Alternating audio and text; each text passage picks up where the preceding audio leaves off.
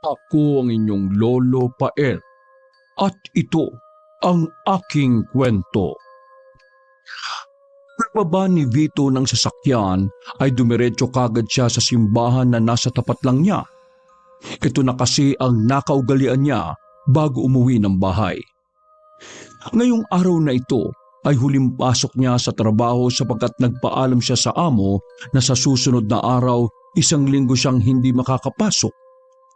Nag-file siya ng leave upang mapaghandaan ang napipintong kapanganakan ng asawa niyang si Jemaya. Ito ang pangalawa nilang anak na hindi nila siguradong mag-asawa kung babae ba o lalaki. Hindi kasi sila nagpa-ultrasound dahil bukod sa mahalang bayad, mas gusto rin nilang masurpresa. Ang hiling nila pareho ay maging babae naman sana dahil ang anak nilang panganay na si Jevy, 13 taong gulang ay isang lalaki.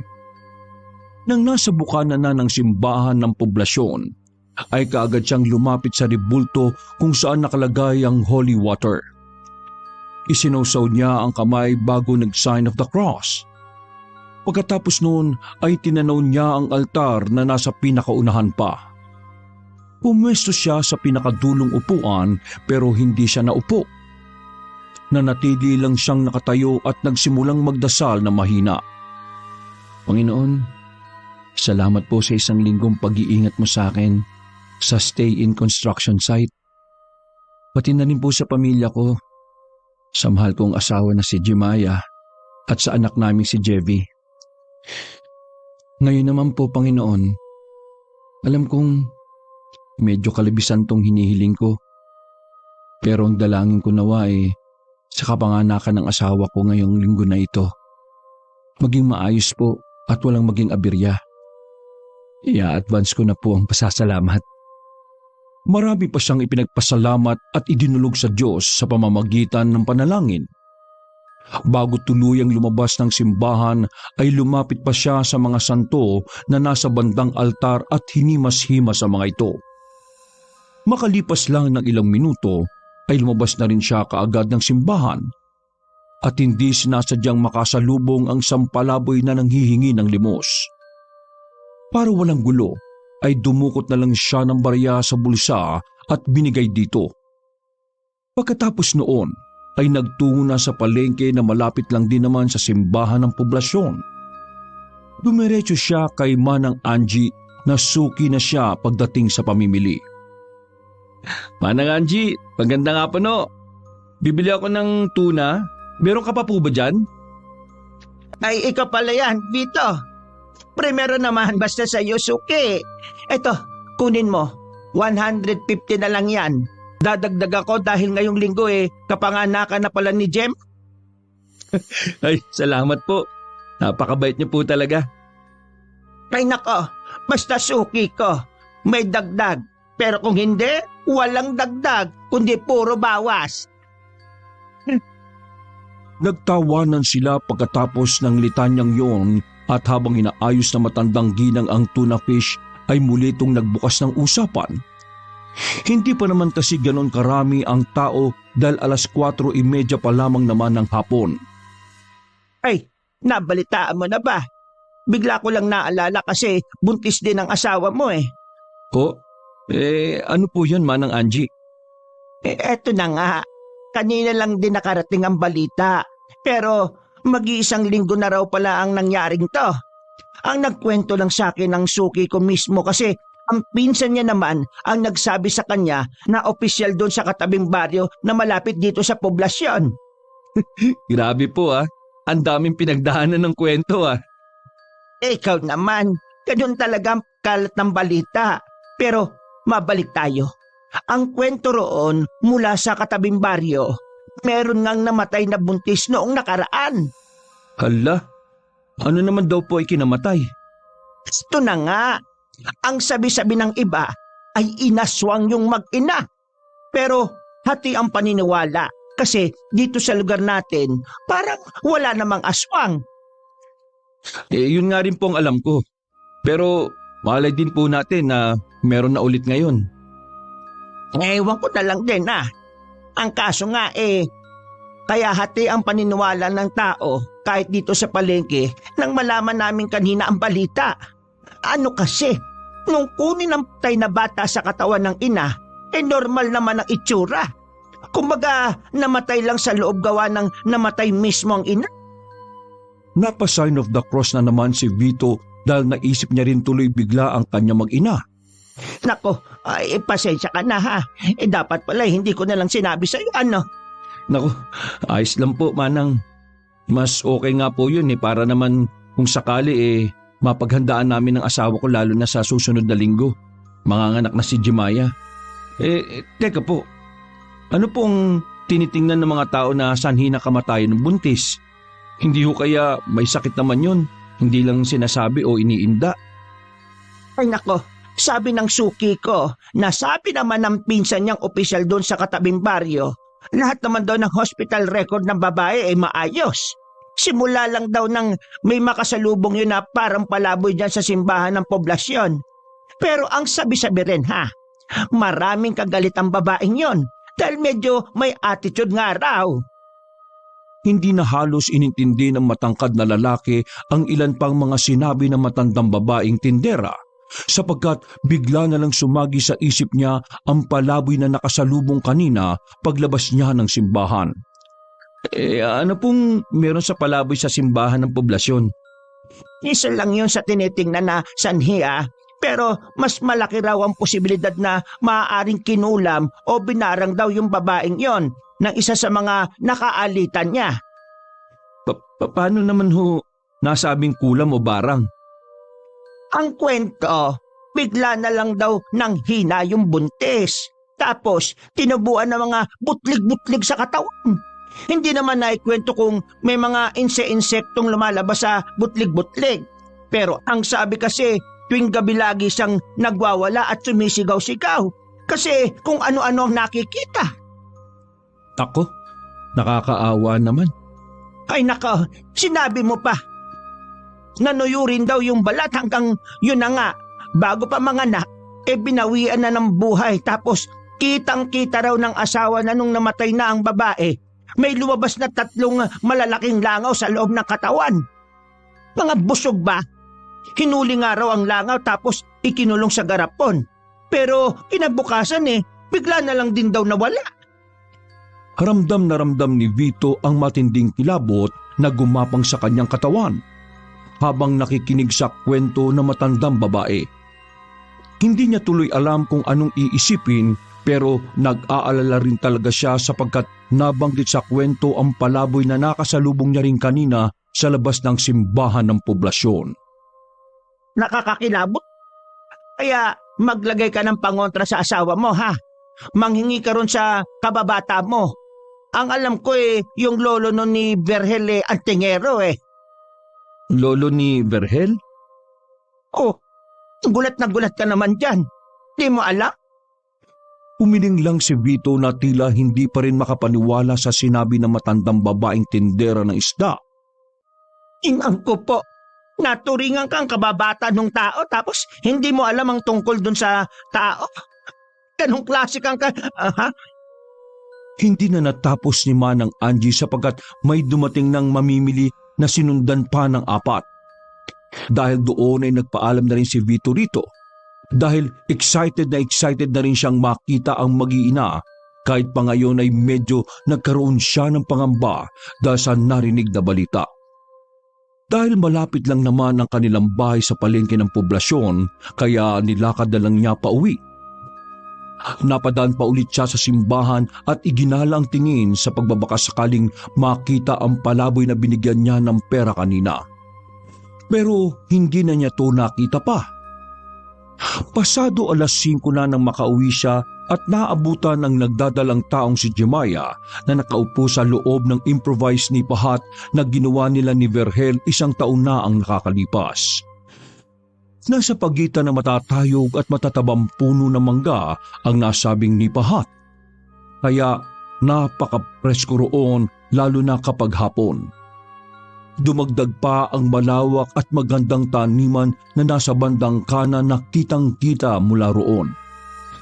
Alam rin lamang naman kasi ang pinakabakod nila kaya tanaw na tanaw pa rin ang nasabing taniman. Yun nga lang, sa katulad ni Jemaya na buntis at nasa probinsya, kaya hindi maganda kung mananatili sa labas ng bahay kapag ganoong oras. Napakamot ulo tuloy ang matangkad na lalaki pagkakita sa kanyang asawa. Oh, Gemma, mahal. Paggabi na talaga, bakit nandiyan ka pa sa kubo? Hindi ka ba nilalamok dyan? Malamang eto, hinihintay ka. Ay naku Vito, sa palagay mo tatambay-tambay lang ako dito para sa wala? Napailing na lang ang lalaki sa pagiging sarkastika ng kanyang asawa na pagkalaon ay lumabas ng kubo at lumapit sa kanya habang hinihimas-himas ang bilugang tiyan. Oh, ano yung dala mo mahal? Itong nasa bag ko. Mga damit kong lalaban sana, tapos itong mga nasa supot, ulam natin ngayong gabi. Yun na to mahal. Paborito nyo ni... teka, nasa si Jevy? Magagabi na ba? Baka nasa galaan pa yun ha? Gamit ang nguso ay tinuro ng buntis ang kinaroroonan ng panganay nilang anak. Nang mapalingon siya sa direksyon kung saan naroon ang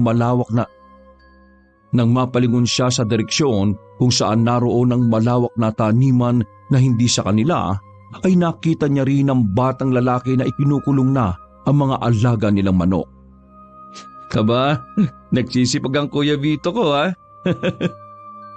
Pagkaabot niya sa asawa ng supot na naglalaman ng tuna, ay sa kanya tinawag ang panganay na anak na tuwang-tuwa naman nang makita siya. Paglapit ni Jevy na kaagad nagmano at yumakap, ay sabay-sabay silang naglakad hanggang sa makapasok na sa loob ng bahay. Paglapag ni Vito ng bag sa kawayang sofa, ay umupo rin siya rito bago magsalita ulit. Sa susunod, huwag na kayo magpapaabot ng ganitong oras sa labas ng bahay ha. Lalo ka na mahal. Alam mo namang malapit ka ng mga anak. Mamaya mapagtripan ka ng mga, alam mo na. Kilala mahal. Napadaan dito si Manoy kanina dahil mangungulekta siya ng mga basura. Si Manoy? Yung mabahong may saltik na yon? Baka mabaho ka naman dyan sa tao. Ang bait-bait nun eh. Meron siyang ibinigay sa akin oh. Ito oh. Ipinakita ng buntis ang pulang tela na nakahulma ng maliit na parisukat. Ano yan? Carmen de Guerra. Ito yung mga pinapadibli sa damit ng sanggol pag nakasuot na. May bala ng baril to sa loob at maraming bisa to. Sa ngayon, habang di pa ako nanganganak, ako muna magsusuot. Kapag lumabas na yung baby natin, sa kanya ko naman ito ililipat. Napakibit-balikat na lang si Vito habang pinagmamasdan ang Carmen de Guerra, kaya nang napansin siya ng babae ay nagpatuloy to sa pag-i-explain. Hindi mo to alam mahal? Maraming bisa to no? Pangontra sa usog, pangontra sa buntis, kontra sa sakit ng gawa ng mahika, kontra sa palipad hangin, kontra kulam at sa sakit na gawa ng masasamang elemento. Alam ko naman ang tungkol dyan. Ikaw naman mahal oh. Pali, kaya wag mo na masyado minamaliit yung si Manoy ha. Ang bait-bait kaya ng tao, kala mo ba? Okay, sige na mahal. Hindi ko naman siya minamaliit no. Hindi lang talaga ako tiwala sa kanya eh. Kaya huwag ka masyadong makikipag-ugnayan doon. Dahil marami akong naririnig tungkol sa kanya eh. Alam mo naman ang mga tao dito sa atin. Masama o mabuti ang gawin mo, kahit alin sa dalawa, palaging may masasabi ang mga tao sa iyo. Ulila na yung taong yun. Kaya magpasalamat na lang tayo. Buti nga siya naisipang magbigay nito eh. Samantalang iba, puro chismis at paninira lang ang alam sa buhay. Hindi na muna umimik si Vito. Sumandal lang siya sa kawayang upuan habang ang buntis niyang asawa ay nagtungo na sa kusina at nagsimulang magluto ng kakainin nila para sa hapunan. Pero bago yon ay pinagtimpla muna ni Gemma ang asawa ng kape. Samantalang si Jevy naman ay nagtungo sa banyo para maghugas ng katawan. Narumihan din kasi siya matapos ang pagpapakain sa mga manok at pagbabalik sa mga to sa kulungan. Pagkatapos magtimpla ni Jemaya at maibigay ang kape sa asawa niya, ay nagsimula na nga siyang magsaing. Pagkakuha naman ni Vito sa kape ay tumayo siya kaagad at saka lumabas ng bahay para isara ang kanilang mga bintana. Pagkatapos ay nagtungo siya sa likuran para puntahan ang alaga nilang asong si Brutus. Isang malusog at lalaking aso na pinaghalong itim at puti ang kulay. Matapos niyang amu-amuin ng aso, ay tinanggal niya na ang pagkakatali nito at saka pinatakbo sa loob ng bahay para pansamantalang makisalamuha sa kanilang pamilya. Ganon din kasi palagi ang ginagawa nila tuwing gabi dahil halos kasabay din nilang kumakain ng aso. Bantay rin kasi ito ng mag-iina sapagkat lingguhan lang kung umuwi si Vito dahil stay-in siya sa trabaho. Maya-maya pa ay nagtungo na rin siya sa loob ng bahay pero sa likod na siya pumasok kung saan mas malapit. May pinto kasi roon sa pagitan ng kusina at banyo. Naabutan niya ang asawa na nagluluto ng kanilang ulam habang hinihintay ang sinaing. Umupo na sa tapat ng dining chair at doon tinuloy ang pagkakape habang pinagmamasdan lang ang asawa sa ginagawa nito. Hindi niya pinakikialaman si Jemaya sapagkat hilig talaga nito ang magluto noon pa man. At alam niyang kapag tinulungan niya ito ngayon ay magagalit lang to sa kanya. Pasado 7:00 ng gabi ay sabay-sabay at masayang naghapunan ng kanilang pamilya. Pinagsaluhan nga nila ang sinabawang tuna at ang ilan ay prito naman na kahit ang aso nilang si Brutus ay naligayahan dahil sa masarap na luto ni Jemaya. Nang matapos na silang kumain, ay kaagad inayos ng buntis sa mga pinggan para hugasan. Tumulong ang panganay niyang anak dahil ito ang routine nila palagi. Si Vito naman matapos may sara ang pinto ng likod bahay nila ay isinama na sa labas si Brutus para naman dumumi. Ano bang dumudumi ang aso ay lumibot lang ng tingin ang matangkad na lalaki sa paligid ng kanilang bahay. Nagmamatsyag siyang mabuti hanggang sa mga liwanag ng mga kabahayan na hindi kalayuan sa kanila. Naalala naman kasi niya ang mga napag-usapan nila kanina ni Manang Angie. Hindi na niya ito sinabi sa asawa sapagkat ayaw niyang ma-stress pa to, lalo na at ilang araw na lang ay manganganak na ito. Panginoon, ingatan niyo po palagi ang mag-iina ko. Nang matapos ng dumumi si Brutus, ay tumahol-tahol na ito na parabang kinakausap siya. Dahil doon ay napangiti siya sa alaga at kinausap na nga ito habang hinihimas-himas sa ulo. Brutus, bantayan mo si Jemaya ha, saka si Kuya Jevy, pati ang bagong miyembro ng pamilya natin. Kapag wala ko, ikaw magiging tagabantay nila ha. Sa kanya ulit inamo-amo ang aso na tuwang-tuwa at nagkakakawag pa ang buntot. Naantala lang siya sa pakikipag-usap sa alaga na makarinig ng mga nagtatakbuhan mula sa hindi kalayuan. Sinundan niyo ng pagsulpot ng 9 na kalalakihan na galing sa kabilang dulo ng eskinita. Dahil doon ay tumahol si Brutus pero pinigilan niya ito sapagkat nakilala niya ang isa sa 9 na kataong tila nagmamadali at mukhang papunta sa poblasyon. Berhel, Tol, bakit kayo tumatakbo? Ano meron? Nagpatuloy ang 8 tao sa pagtakbo papunta sa poblasyon habang ang lalaking tinawag niya ay huminto at lumapit. 5'7" ang taas nito, matangos ang ilong, mahaba ang pilik mata, sakto lang ang hubog ng katawan. Gwapo kung titingnan pero meron itong malaking itim na balat sa kaliwang bahagi ng noo. Siya ang kababata ni Vito na si Vergel. O Tol, parang nagmamadali kayo ah. Saan ba kayo pupunta? Hoy Tol, yung tatay ni paring Justin natin, nahimatay raw dun sa malapit sa simbahan ng poblasyon. Tinawag kami para magpatulong eh. Alam mo namang may kabigatan yung si Mang Luloy. Nagsama na ako ng maraming lalaki para siguradong mabubuhat kagad. Hala, bakit daw nahimatay Tol? Yun nga eh. Hindi ko pa rin alam ang eksaktong nangyari pero wag naman sanang malala. O paano? Babalitaan na lang kita bukas Tol. Mayo na muna kita dyan ha. O sige. Mag-ingat kayo ha. Nang mawala na sa paningin niya ang kaibigan ay bigla na lang sumagi sa isipan niya ang sinabi kanina ni Manang Angie tungkol dito. Hindi niya kasi talaga maisip na ang pamilya ni Vergel ay may kaalaman tungkol sa mga gawaing may kinalaman sa hindi pangkaraniwan. Nakakilabot ano? Kaya maglagay ka ng pangontra sa asawa mo. Manghingi ka roon sa kababata mo. Ang alam ko, yung lolo ng ni Vergel ay antingero. Oh, gulat na gulat ka naman dyan. Hindi mo alam? Inday ko po.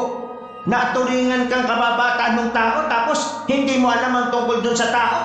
Anong klase ka? Hindi niya rin naman sinabi sa akin na antingero pala ang tatay niya. Sa bagay, hindi rin naman kasi ako nagtatanong.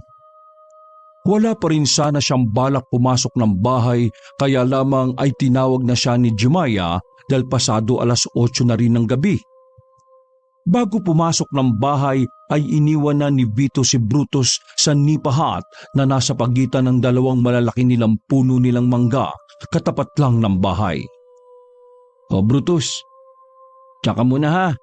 Bantayan mo kami dyan habang natutulog kami.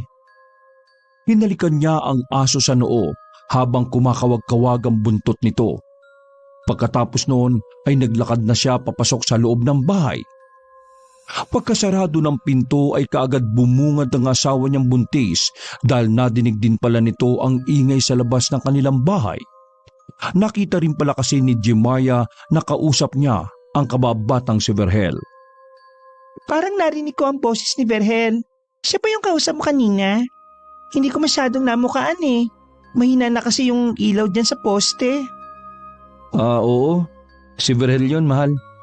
Yung tatay daw ni paring Justin, si Mang Luloy, nahimatay daw eh. Malapit dun sa simbahan ng poblasyon. Pupuntahan nila at bubuhatin para dalhin sa ospital. Hala, ano kaya nangyari kay Mang Luloy? Hindi pa rin nila alam kaya bukas pa may babalita yon. Huwag mo nang pakaalalahanin yun, mahal. Dahil baka may stress ka lang at makasama pa yan sa baby natin.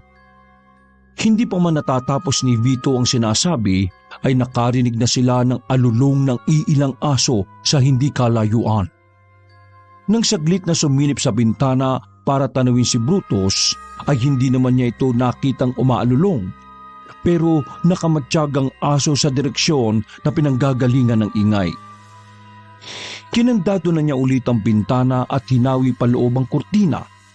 Pagkatapos noon ay nag-sign of the cross siya at pabulong na nagwika. Diyos ko, ingatan nawa niyo na si Mang Luloy.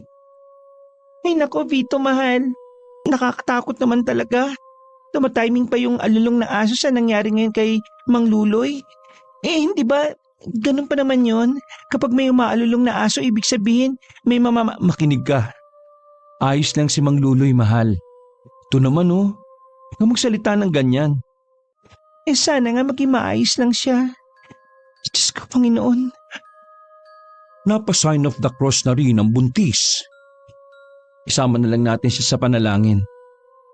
Pagkatapos sabihin yon, ay inakag na ng lalaki ang kanyang asawa at nagtungo na nga sila sa kanilang silid para manalangin at matulog. Makalipas ang ilang oras, habang nahihimbing ang mag-iina ni Vito ay napabangon siya at nagpunas sa banyo. Nang matapos ang umihi ay marahan siyang naglakad pabalik sa kanilang kwarto, subalit nang nasa sala na ay narinig niya ang pag-ungot-ungot ni Brutus na nasa nipahat. Tila may kung anong kinatatakutan ng aso kaya hinawi niya ang kurtina at sumilip sa bintana. Doon ay nakita niya ang isang pamilyar na nilalang na nakatayo sa harap ng nipahat. Ito ang palaboy sa simbahan na binigyan niya ng barya noong hapon.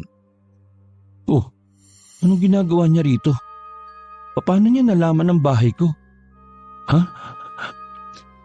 Natigilan na siya sa pagsasalita nang biglang lumingon sa gawin niya ang nasabing palaboy at sa isang kisap mata ay nakatayo na ito sa harapan niya. Gulat na gulat si Vito at hindi halos makakilos matapos makita ng harapan ng palaboy. Doon niya lang din napagtanto na babae pala to dahil noong nabangga niya sa tapat ng simbahan ay hindi niya ito masyadong pinagtuunan ng pansin. Pagkakita niya sa tila natuyong buhok ng babaeng palaboy pati ang mga mata nitong namumula ay napatras siya ng bahagya bago kabadong nagsalita.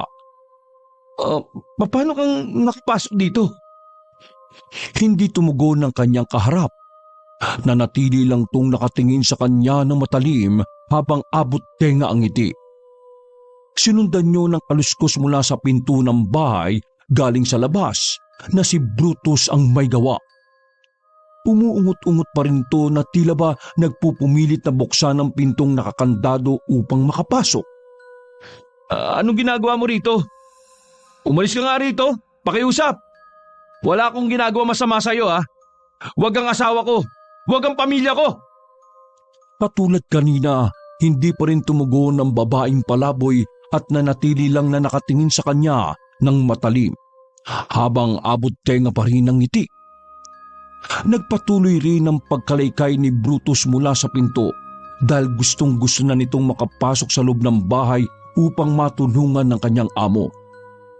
Bigla na lang kasing hindi naikilos ni Vito ang buo niyang katawan, kaya naman ang kilabot ay mabilis na gumapang sa buo niyang pagkatao.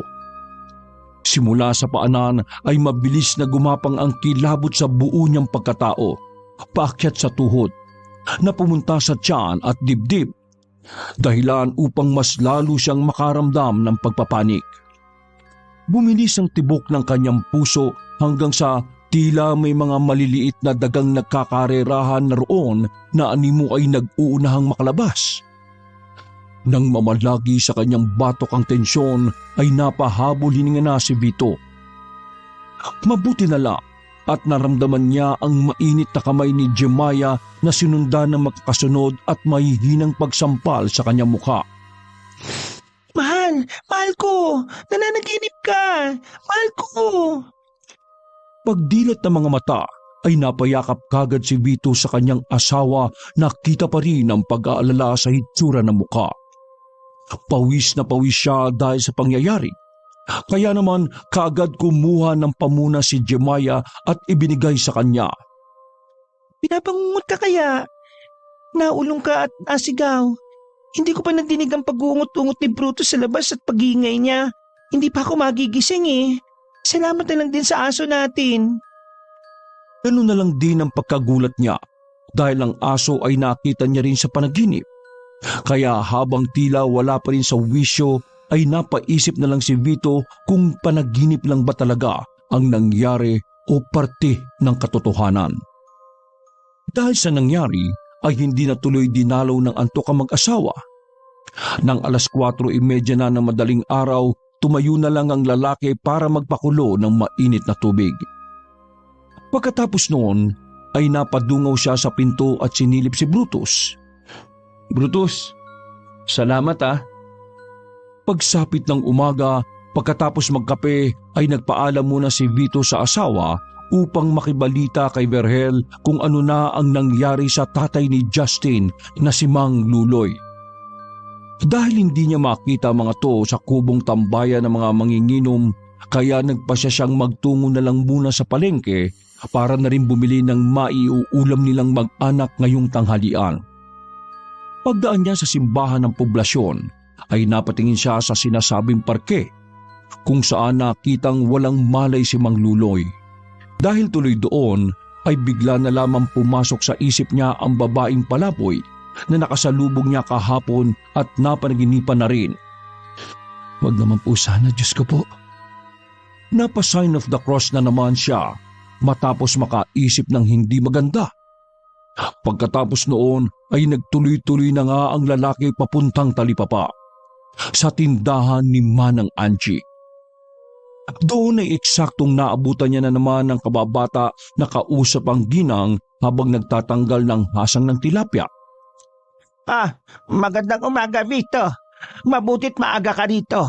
May kukwento tong kaibigan mo tungkol doon sa tatay ni Justin, si paring Luloy ko. Tol, magandang umaga. Magandang umaga rin sa'yo. Makikibalita nga rin sana ako sa'yo, Tol Vergel. Ano bang nangyari kay Mang Luloy? Sana siya ngayon... Saka nasa na ngayon si Justin? Pagkasabi niyang yun, ay kitang-kita ang lungkot sa mukha ng lalaking kausap.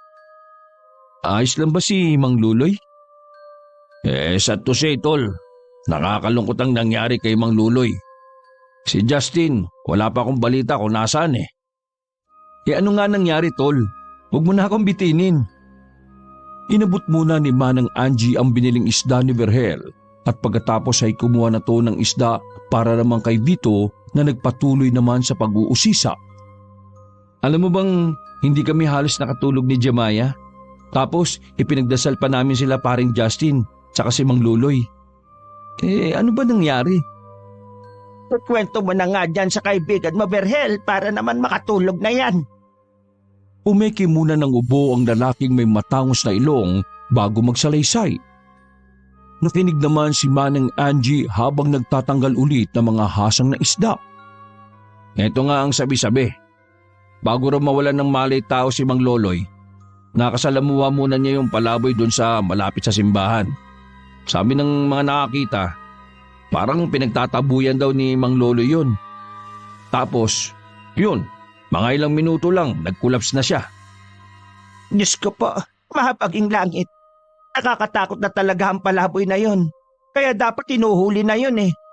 O kaya tinataboy dito sa lugar natin. Ganyan na ganyan din yung balita sa katabing baryo natin. Totoo nga siguro ang bali-balita. May samang kukulam yung palaboy na yan. Paano naman po nila itataboy yun? Baka mamaya ang mga opisyal naman na magtataboy ang mapagbalingan. Napalingon si naman ng Angie at Vergel kay Vito na tila natameme dahil sa narinig nito.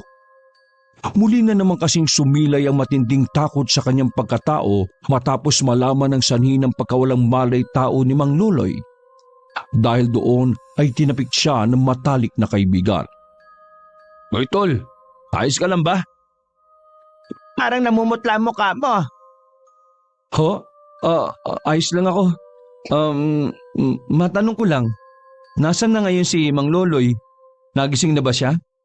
Bakit di kaya natin puntahan at tanungin para makasiguro tayo kung totoo yung tungkol sa palaboy? Kanina mga 6:00 ng umaga dumaan dito si Justin. Sinabi niyang wala na raw ang tatay niya. Kaya hindi ko alam kung saan na nagpunta yung kaibigan niyong yon. Dahil sa sinabing yun na matandang ginang ay mas lalong nagalala ang matipunong lalaki para sa buhay ng kanyang mag-ina. Sumagi pa naman sa panaginip niya kanina ang tungkol sa babaeng palaboy. Bukod doon, hindi niya rin alam kung panaginip nga ba yun o totoo nang dumalaw sa bahay nila ang nasabing palaboy. Pinaghalong lungkot at takot ang naramdaman niya matapos malaman ng balita. Lungkot para sa pagkamatay ng ama ng kanyang kaibigan at takot para sa babaeng palaboy na baka nga may dalang sumpa na maaari ring mangyari sa kanyang mag-ina. Hindi natuloy sila napakali dahil doon. At habang nagpapatuloy ang kwentuhan ay wala na rin siya sa wisyo kaya naman hindi na niya narinig pa ang ibang usapan. Tila nagising na lang siya na mag-aya na si Vergel sa kanya na sumabay sa paglalakad pa uwi. Nang makapagpaalam na magkaibigan kay Manang Angie, ay naglakad na sila palayo sa palengke. Paglabas ng simbahan ng poblasyon ay nagpatuloy ang usapan ng dalawa.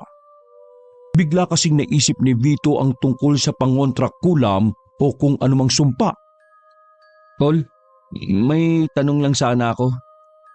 Ano yun, tol? Tungkol ba sa tatay ni Justin? Wala na akong alam na ibang impormasyon eh. Mamaya siguro dalawin na lang natin.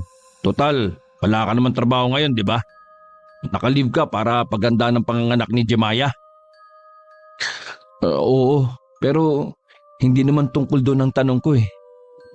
Nasabi kasi kahapon ni Manang Angie na ang tatay mo pala may lahing antingero. Totoo ba yun? Hindi mo kasi nasabi sa akin yun eh.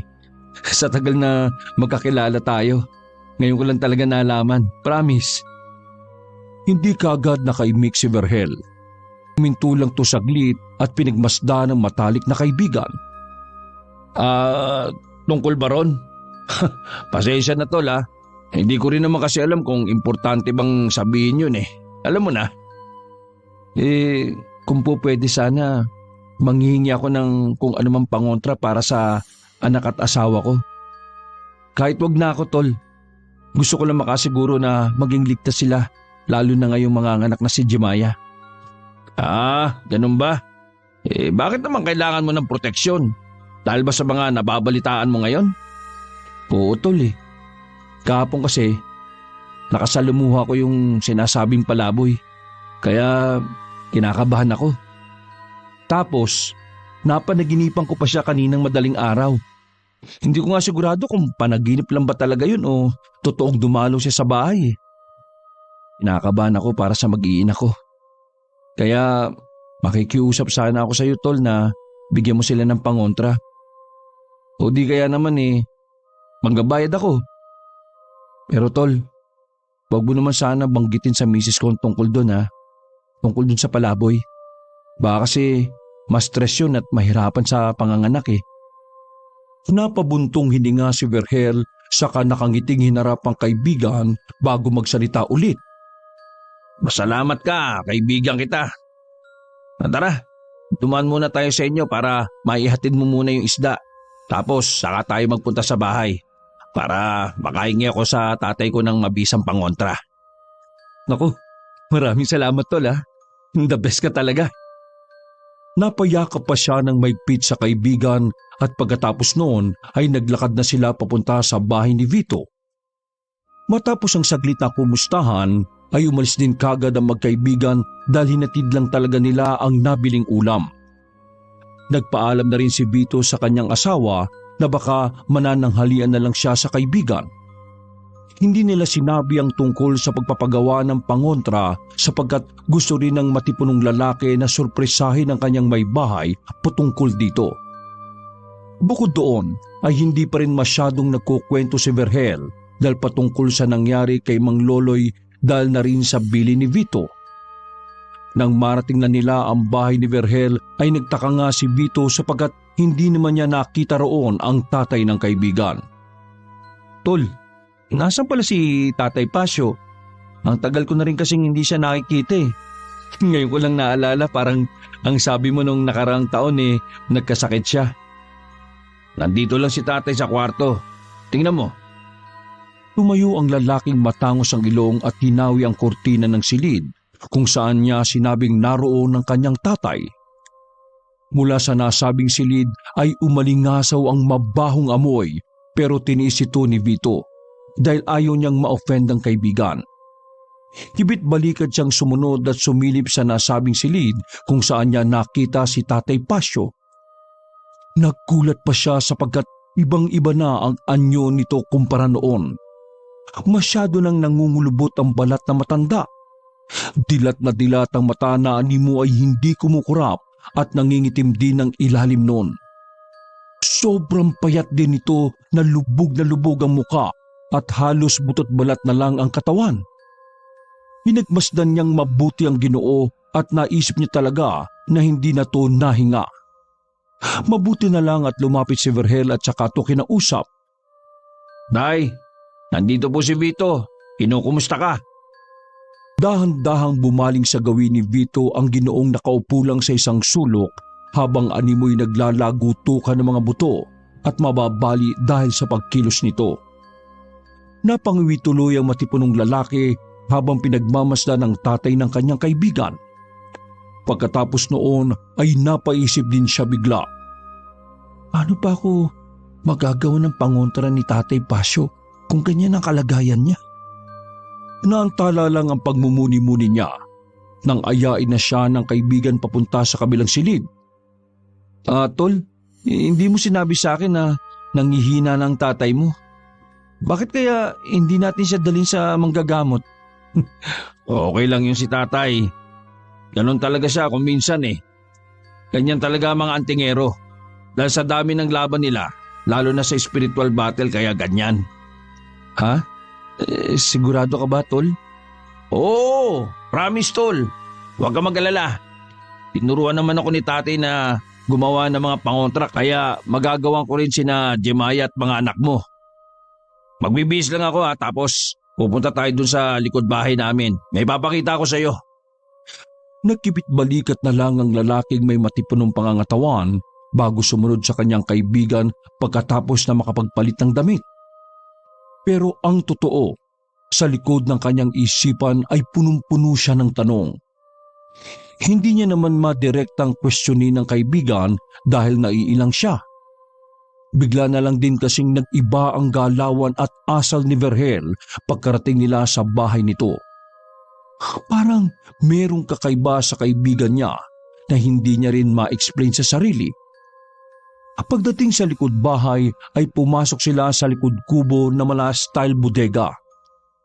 Pagbukas pa lang ni Vergel sa maliit na pinto ay nakaramdam na kagad na mabigat na puwersa si Vito. Puwersang nakakakilabot kaya naman pasimple siyang napayakap sa sarili habang sinisipat ang loob ng nasabing kubo. Oh, bakit nakatayo ka pa riyan? Tara na rito sa loob, tangik! Ha? Sorry naman.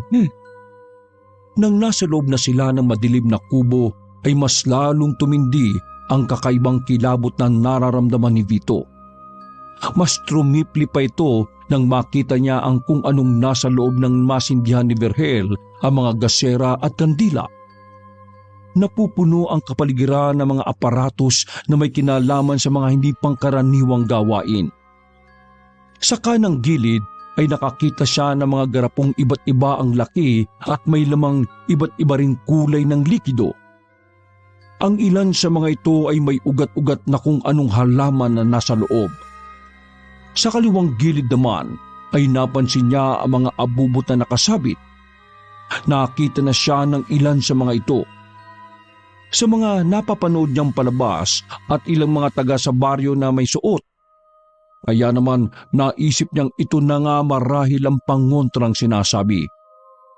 Sa lamesang nasa gitna kung saan naroon ang mga gasera at kandila ay makikita naman ang iba't ibang klase ng bato, panali, gunting at kung ano-ano pang tools.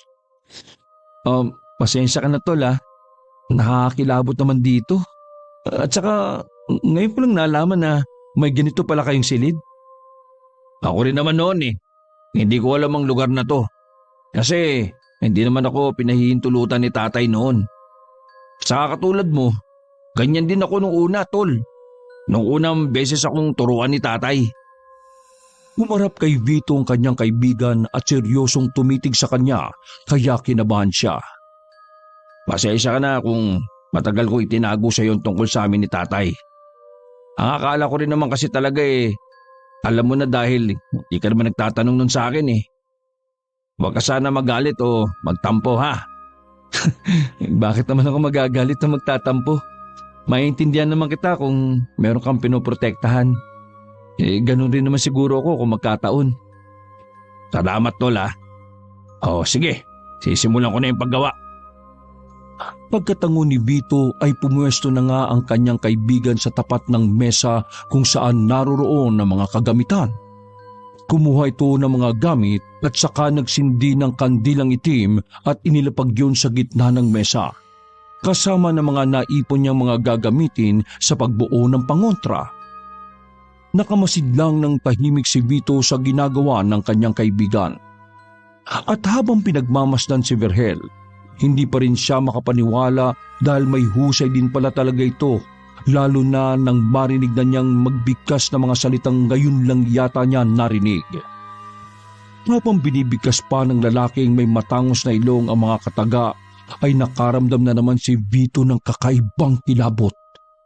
Kilabot na nagsimulang gumapang mula sa kanyang talampakan hanggang sa mamalaki sa batok. Napahima siya sa bahaging yon pero nanatili ang tingin niya kay Vergel na patuloy na rin sa kung anong orasyong binibigkas nito. Sa ibabaw ng triangulo ang kataas-taasan. Sa ikalawang triangulo ang tagapagmana. At sa kanang triangulo ang tagapagpalaganap. Kwintas ng panangga. Ikaw ay magbubunga at magbibigay lakas. Nagpatuloy pa si Vergel sa pagbibigkas sa mga salitang hindi nauunawaan ng kanyang kaibigan hanggang sa biglang namatay ang mga kandila at gasera sa paligid. Ang nananatiling nakasindi ay ang kandilang itim na nasa mesa.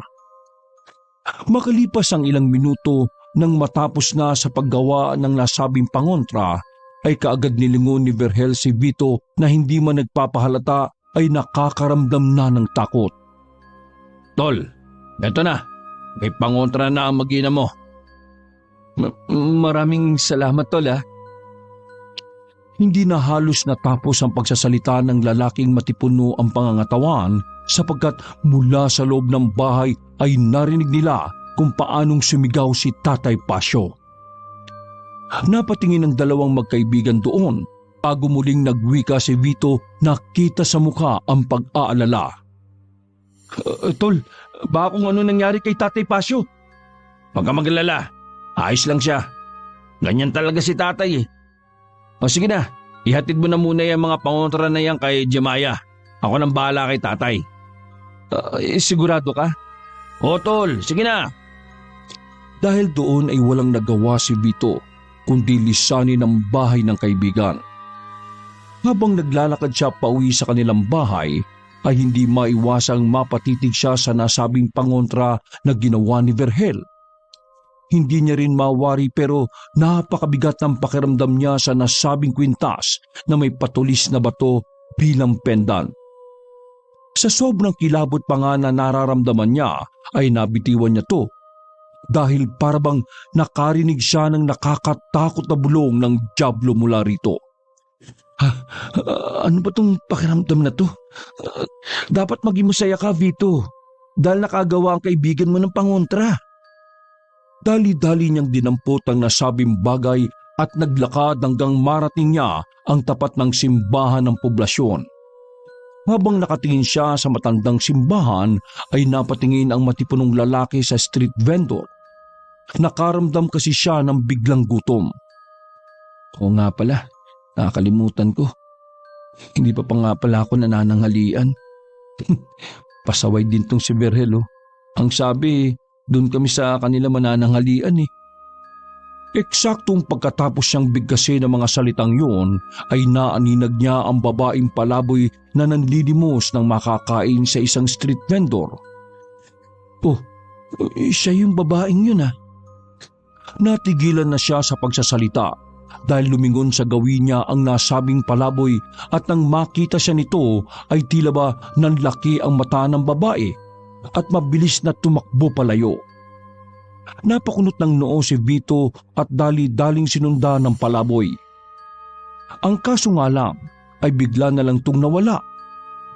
Napabuntong hininga na lang siya bago balikan ng street vendor at bumili ng pagkain para may pantawid sa kumakalam niyang sikmura. Pasado 4:30 ng hapon. Matapos siyang makabili ng merienda at ulam ng kanyang pamilya para sa hating gabi ay dumiretso na siya kagad pauwi ng kanilang bahay. Nang malapit na ay natanaw niya kaagad ang asawa subalit sa halip na si Jevie ang kasama ni Jemaya, ang nagbabasurang si Manoy ang naroon at masayang nakikipagpalitan ng kwento. Kunot noo siyang pumasok sa lumang gate at padabog tong isinara, dahilan para mabaling ang atensyon ni Jemaya at Manoy sa kanya. Tumayo kagad ang Ginoo na hawak ang sako ng mga luma at sira-sirang kahoy. Humarap siya kay Vito at yumukod. Magandang hapon, Vito. Inintay kita kasi sabi ni Jemaya, ako raw magbibigay mismo sa'yo nitong Carmen de Guerra para ikaw rin may pangontra. Natigilan na ang lalaking nagbabasura dahil tinapunan siya ng masamang titig ng matipunong lalaki. Dahil doon ay tila batang tumiklop na lang siya sa isang sulok habang bitbit pa rin ang sako ng sira at lumang kahoy. Nang mapansin niyo ni Jemaya ay sinamaan niya rin ang tingin ng asawa bago lapitan at mahinang kurutin. Bakit ganyan ka kung makatingin kay Manoy? Nagmamagandang loob na nga yung tao eh. Mayos ka nga. Di ba nagsabi naman na ako sa'yo na ayaw ko nandito yung basurero na yan? Mahal naman. Wala akong tiwala sa pagbumuka niyan. Ano mga ang boses mo, mahal? Huwag ka naman ganyan. Jemaya, Vito, sige ha, aalis na ako. Ito, kukunin mo yung ginawa kong pangontra para meron ka rin. Hindi na pinatapos ni Vito ang pagsasalita ng lalaking basurero dahil kaagad niyang kinuha ang hawak nitong Carmen de Guerra.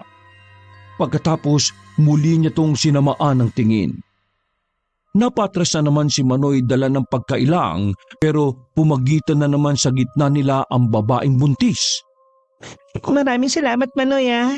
Sige, pwede ka nang umalis. Kapag kailangan mo ng mga kahoy na panggatong, magsabi ka lang, ha.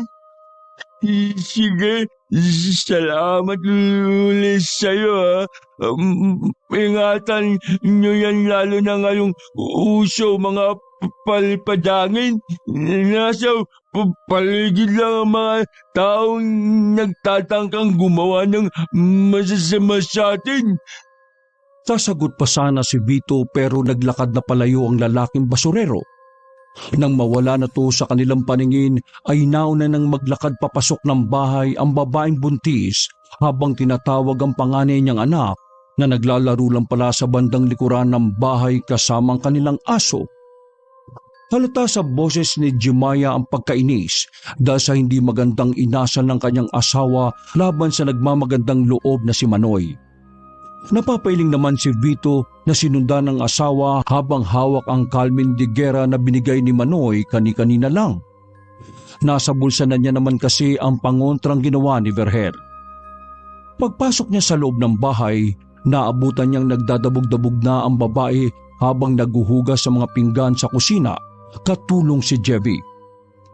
Kita ang sama ng loob sa mukha niya, kaya napabuntong hininga na lamang si Vito habang naglalakad palapit sa asawa. Mahal, concern lang naman ako. Kaya ako nagsalita ng ganun kani-kanina sa dami ng mga nangyayari. Masyado lang ako nag-aalala, lalo na ngayong manganganak ka na. Concern? Wala ka namang sinabing ni isa sa mga nangyayari. Kundi pa nga ako nagtanong kay Manoy kanina, hindi ko malalaman na pati na pala si Mang Luloy. Sabihin yun. Nagpunta na kayo rito kanina ni Verhel. Wala man lang kayong nabanggit. Napapuntong hininga ang lalaking matipuno habang pinagmamasdan ng kanyang asawa. Nag-aalala rin kasi siya dahil baka kung mapano to. Si Jevy naman ay naiilang sa mga magulang kaya tumigil siya sa pagtulong sa ina at tumakbo papunta sa kanilang kwarto. Huminahon ka lang naman, mahal. Dahil baka mapano yung anak natin. Hindi namin sinabi ni Verhel dahil ayaw namin mag-alala ka at baka mapano pa yung bata. Ang totoo niyan, mahal. Nagpagawa ako ng pangontrang kwintas kay Verhel. Ito, tingnan mo. Tumigil si Jemaya sa paghuhugas ng pinggan at nilingon ng asawa na tahimik na inabot ang supot na naglalaman ng karning baboy pati ng kwintas na sinasabing pangontra. Lumapit ang babaeng buntis sa katahimik na kinuha ang supot na naglalaman ng uulamin nila ngayong gabi. At pinagmasdan ng kwintas na may parehabang pendant. Pinagawa mo yan kay Verhel? Ngumiti lang si Vito bilang tugon habang napangiti na rin ang babaeng buntis na napawing bigla ang galit. Sige mahal, tumalikod ka. Isusot ko sa'yo. Sige. Kaagad tumalikod ang babae pagkalapag niya ng supot ng karne sa lababo. At nang isusot na ang kwintas sa kanyang likuran ay biglang nagtatatahol si Brutus. Napabaling tuloy ang atensyon nila roon hanggang sasabay nang napunta sa pintuan ng mag-asawa kung saan nakita naman nila si Manang Angie na nakatayo sa gate. Oh, Manang Angie, napadaan ho kayo. Wala na po kayong tinda? Pinabantay ko muna sa pamangkin ko saglit dahil may gagawin kami mga kababaihan sa simbahan. Magandang hapon po, Manang Angie. May kailangan po ba kayo? Pasok po muna kayo at ipagtitimpla ko kayo ng kape saglit. Ay naka, hindi na buntis. Sasabihin ko lang sana kay Vito na nahuli na ng mga opisyal yung palapoy. Nandun ngayon, nakadetino sa barangay hall. Talaga po, Manang Angie? Oo, sige na. Makahanapin ako ng mga kasamahan ko eh. Maiwan ko na kayo riyan ha. Mag-ingat ka sa panganganak mo. Sige po, ingat po. Nang mawala na sa paningin nila si Manang Angie ay napakunot noo ang babaeng buntis habang nakatingin sa kanyang asawa. Tungkol sa palaboy na sinasabi ni Manang Angie.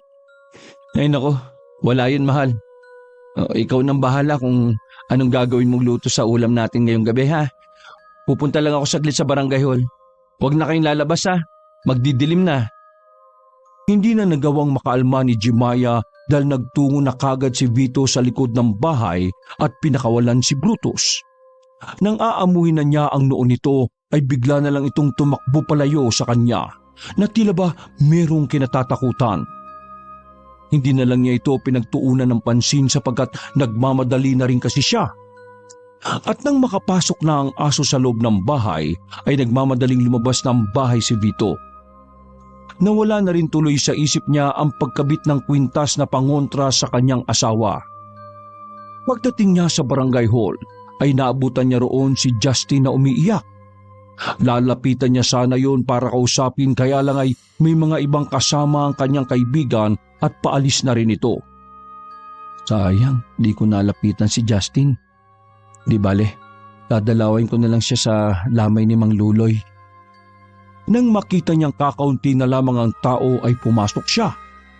Nakiusap siya sa isang bantay na silipin ang nababalitang palaboy na siyang may kinalaman sa pagkamatay ni Mang Luloy at sa babaeng buntis sa katabing baryo.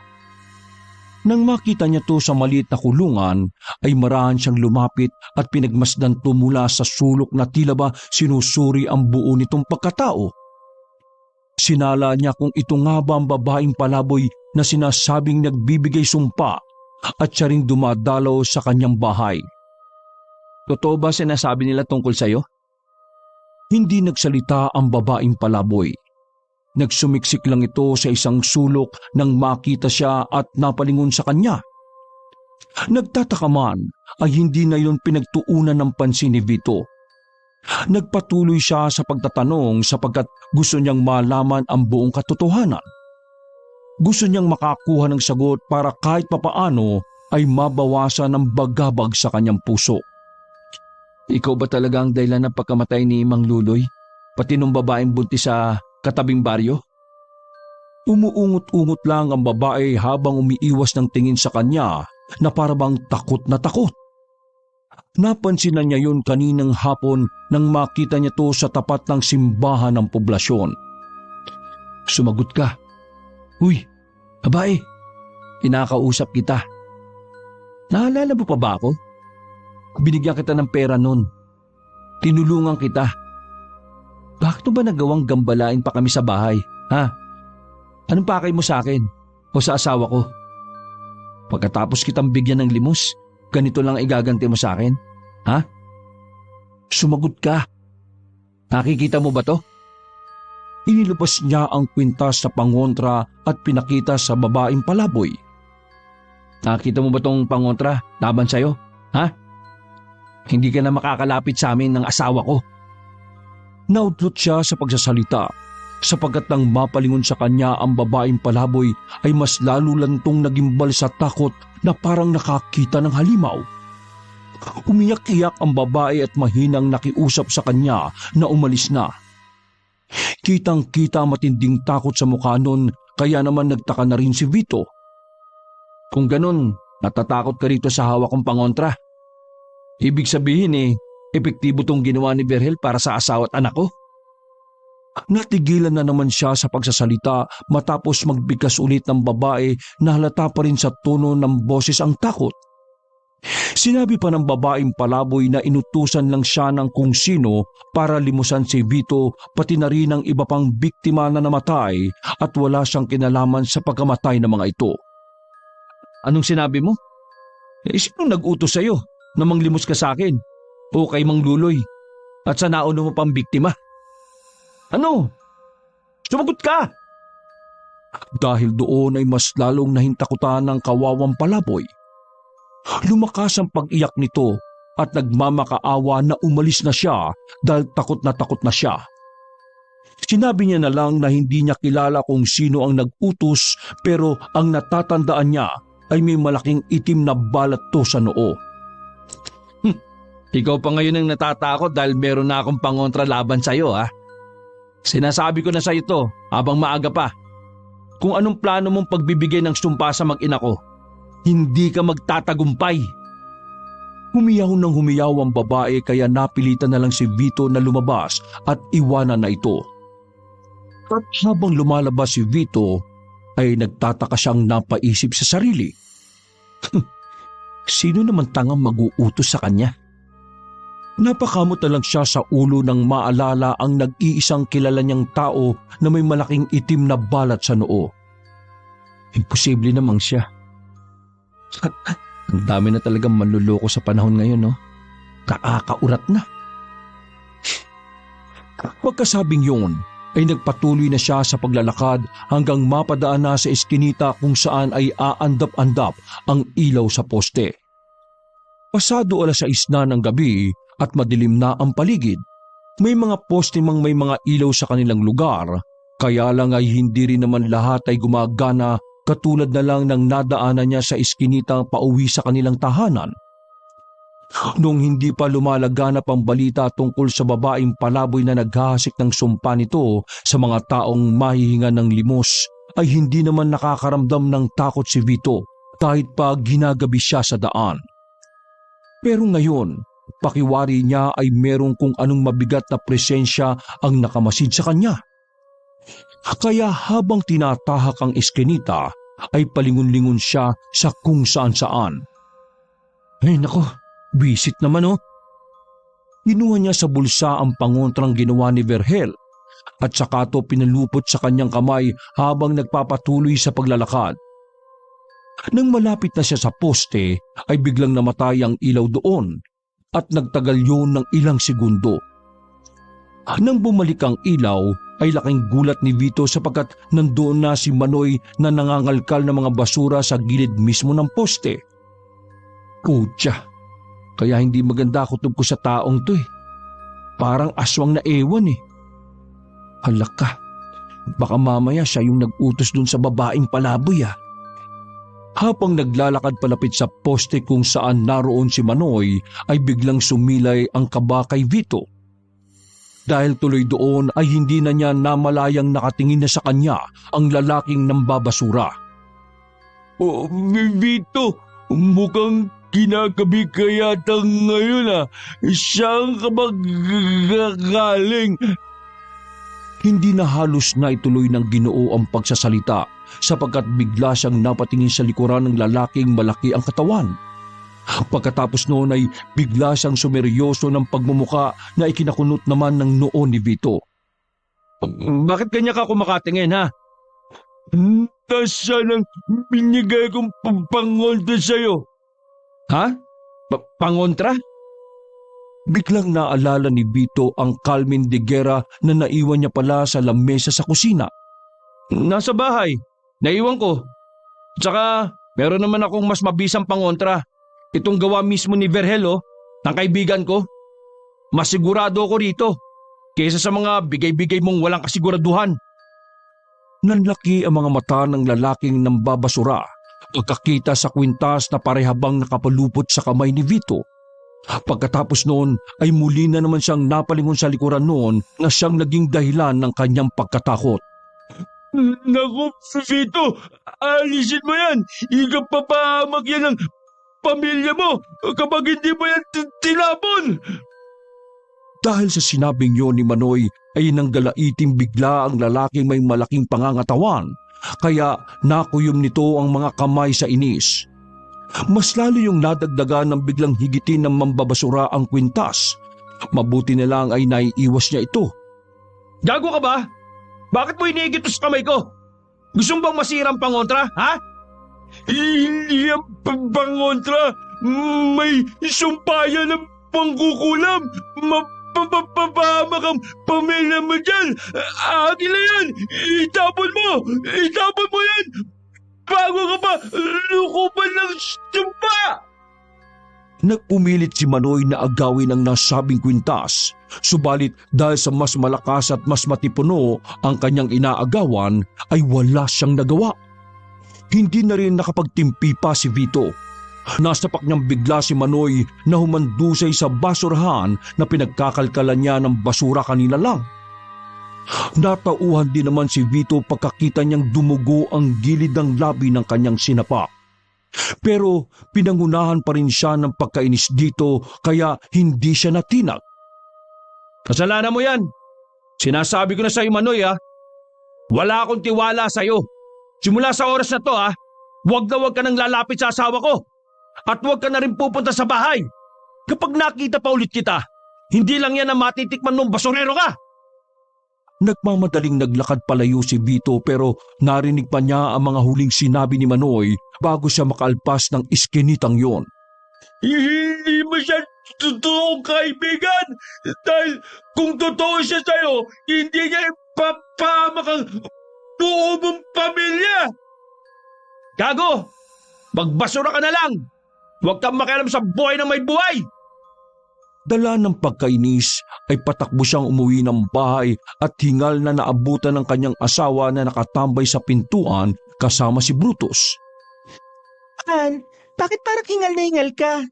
Tumakbo ka ba? Ganyan ang mukha mo. Wala to, mahal. Nasaan pala si Jevy? Kumain na ba kayo? Natigilan na siya sa pagsasalita matapos mapansing wala na sa kamay niya ang kwintas na ginawa ni Vergel. Putya naman talaga, oh. Oh, bakit na naman at bigla-bigla ka nalang nagmumura dyan? Yung kwintas na bigay ni Vergel, kinuha, ibig ko sabihin, nahulog. Tumakbo kasi ako.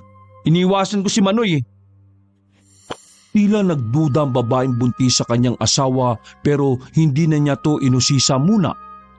Sa halip ay inaya na lang niya itong pumasok sa loob ng bahay para makakain na ng hapunan.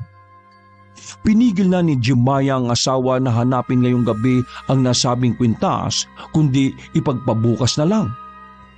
Naiwan naman sa labas ng bahay ang aso nilang si Brutus na hindi mapakali at nakatingin lang sa labas ng bahay. May tila ba kung ano itong kinatatakutan na ang nakapansin lang ay si Jeffy. Kaya habang nasa kusina sila at kumakain ng hapunan ay biglang na-open ang batang lalaki ang kakaibang ikinikilos ng kanilang aso. Ayon pa sa bata ay parang may kung ano tong kinatatakutan kaya nagkatinginan na mag-asawa. Naalarma na rin si Vito pero ang totoo hindi niya ipinahalata sa mag-ina ang takot na kanyang nararamdaman. Pagsikain na kayo. Ganyan talaga mga aso kapag gutom. Pakakainin ko na lang yung si Brutus para manahimik. Pagkatapos ng hapunan ay kagad pinagpahinga ni Vito ang kanyang mag-ina.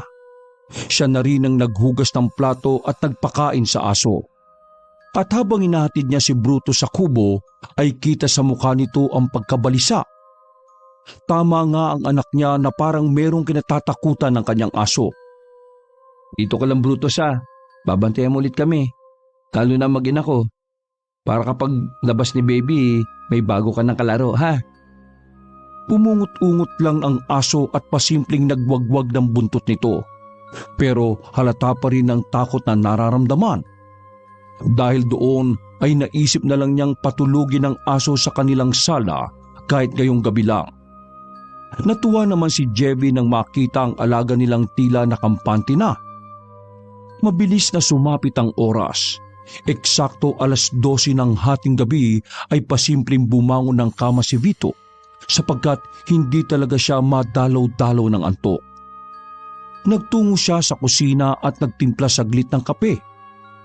Kung minsan kasi kapag nagkakape siya sa gabi ay mas nakakatulog pa siya ng mahimbing. Kaya naman hindi siya makatulog ay dahil sa paulit-ulit na paglalaro sa isip niya ang sinabi ng babaeng palaboy kanina sa barangay hall patungkol sa nag-utos sa babae na merong balat sa noo. Pati na rin ang mga sinabi ni Manoy kanina. Hindi mo siya totoong kaibigan dahil kung totoo siya sa'yo, hindi niya ipapahamak ang buong pamilya mo.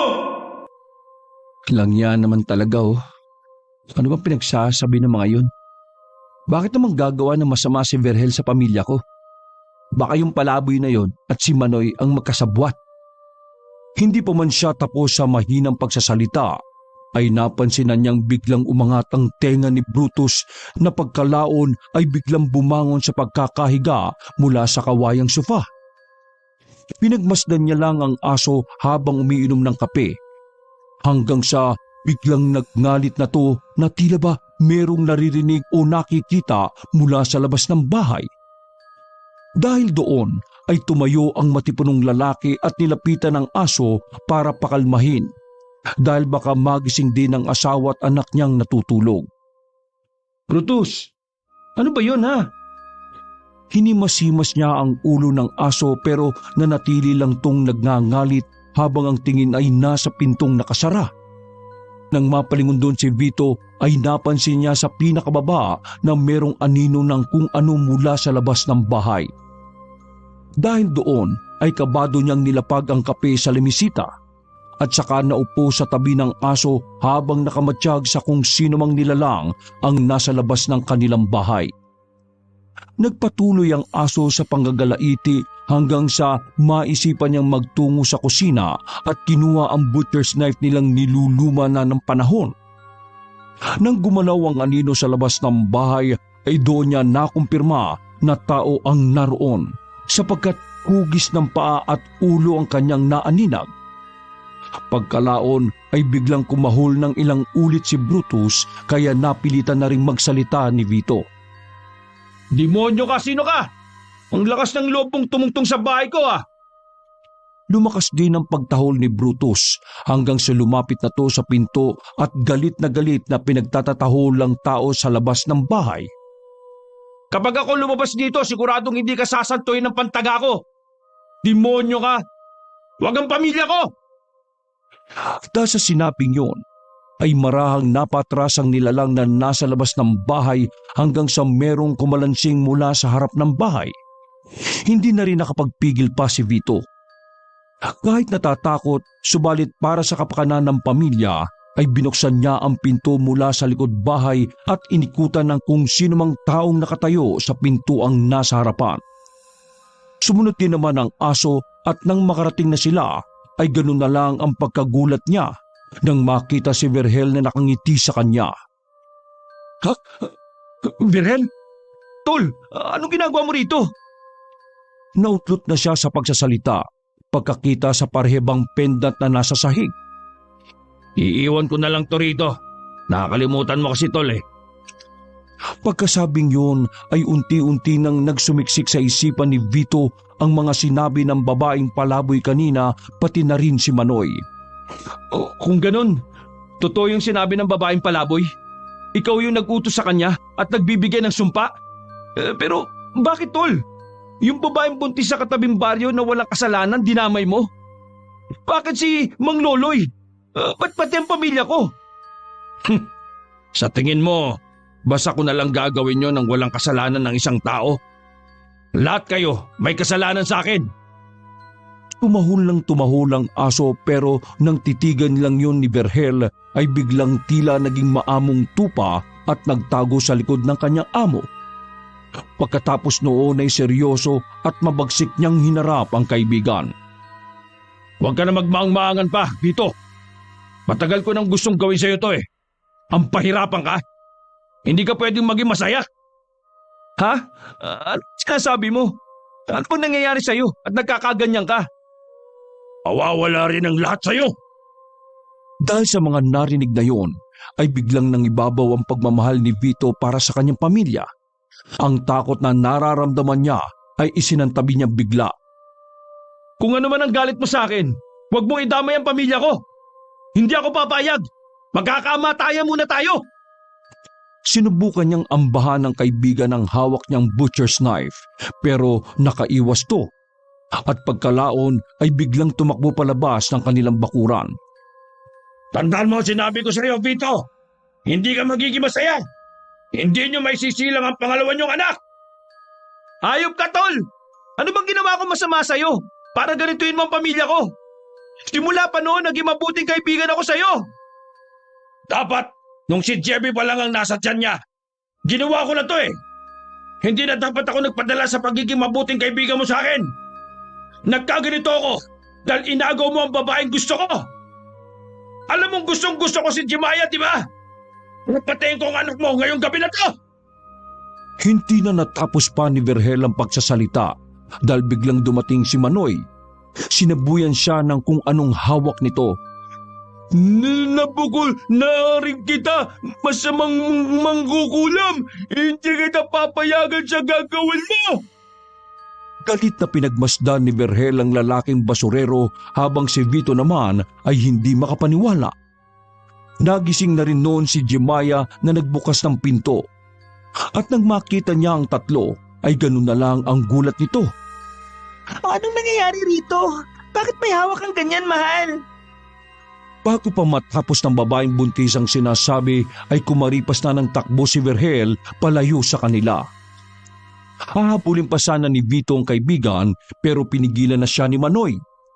Huwag mo na siyang habulin dahil kahit mapatay mo siya ngayong gabi, mas lalo lang mahirap mabuwag ang sumpang iginawad niya sa tahanan mo. Mabuti na lang palaging suot ni Jemaya ang Carmen de Guerra na ilang beses kong inurasyonan para mas maging matibay ang proteksyon laban sa mga katulad ni Vergel. Naglakad ang Ginoo papasok sa bakuran at ang nasa tapat na ng mag-asawa ay dinampot niya ang parehabang pendant na may sumpa na mangkukulam na si Vergel. Ginabi ko naman sa'yo, di ba? Hindi mo tunay na kaibigan ng taong yun? Natigilan na sa pagsasalita ang Ginoo sapagkat bigla na lang nanakit ang tiyan ni Jemaya. Dahil doon ay nataranta ng husto si Vito.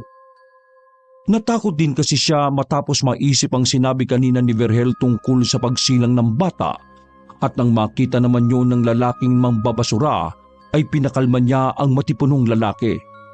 Huwag kang matataranta. Ako nang nagsasabi sa'yo, walang mangyayari masama sa mag-ina mo. Nandito ako, ang bantay mangkukulam nyo. Bakit mo ginagawa sa amin to? Wala akong pinakita mabuti sa iyo Hindi gano'n ang prinsipyo ng pagtulong. May gawin man o walang kabutihan sa iyo ang isang tao, tutulong at tutulong ka nang walang kahit anong hinihinging kapalit. Isa pa, ito talaga ang obligasyon ko sa lugar na to. Matagal na panahon na.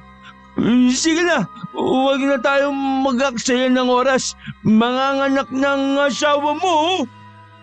Kagat nga nilang dinala sa bahay paanakan si Jemaya at sa biyaya ng Diyos, walang nangyaring masama sa kanya pati sa sanggol. Nakapanganak siya ng maayos at malusog ang bata.